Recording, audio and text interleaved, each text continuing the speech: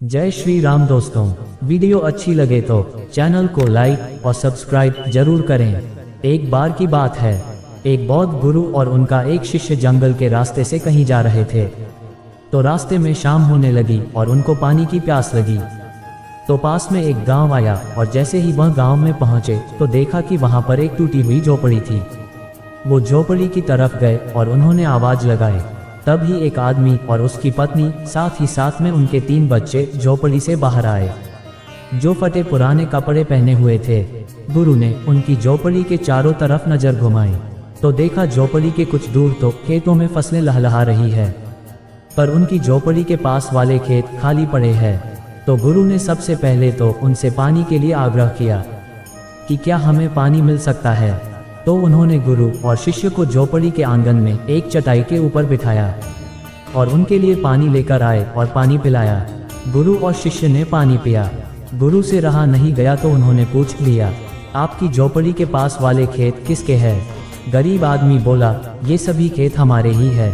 गुरु ने कहा, आप इन खेतों में खेती नहीं करते तो फिर अपना जीवन यापन किस तरीके से चलाते हो? तो उस आदमी ने कहा, हमारे पास एक गाय है और इस गाय का दूध बेचकर ही पैसे कमाते हैं और इसी से हमारी आजीविका चलती है। गुरु ने उनकी इस बात को ध्यानपूर्वक सुना और उनके बीच में कुछ देर तक बातचीत हुई, लेकिन अंधेरा हो चुका था तो उन्होंने यह निर्णय लिया कि आज की रात हम यहीं रुकेंगे। तो लगभग मध्य रात्रि के करीब गुरु ने शिष्य से कहा, हमें इस गाय को ले जाना होगा और इस गाय को ले जाकर कहीं जंगल में छोड़ना होगा। तो शिष्य ने सोचा, इस तरीके का गलत काम भला मैं कैसे कर सकता हूँ? अगर मैं इस गाय को लेकर के जाऊंगा तो यह आदमी अपना जीवन यापन कैसे करेगा? लेकिन गुरु का आदेश था तो उसको करना पड़ा।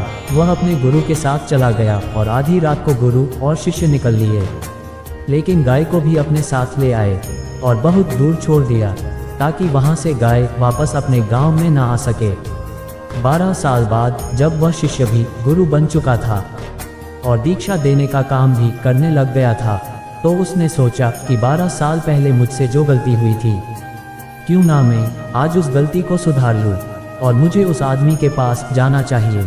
वह उस आदमी के पास जाने के लिए निकल पड़ा, लेकिन वहां पहुंचकर वह देखता है कि खेत में फसलें लहरा रही है और फलों के बगीचे लगे हुए हैं और टूटी हुई झोपड़ी की जगह पर एक सुंदर और बड़ा घर बना हुआ है। वह सोचता है कि शायद हो सकता है वह आदमी अपना घर बार बेचकर, अपनी जमीन बेचकर कहीं और चला गया हो। गुरु ये सब देख रहे थे। तब एक आदमी खेत से निकलकर उनकी ही तरफ आ रहा था।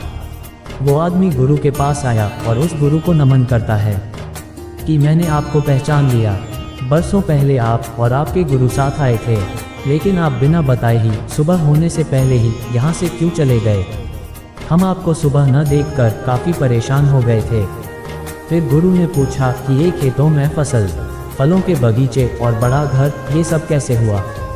तो आदमी बोला, ये भी उसी रात को हुआ जब आप और आपके गुरुजी हमारी झोपड़ी में आए थे।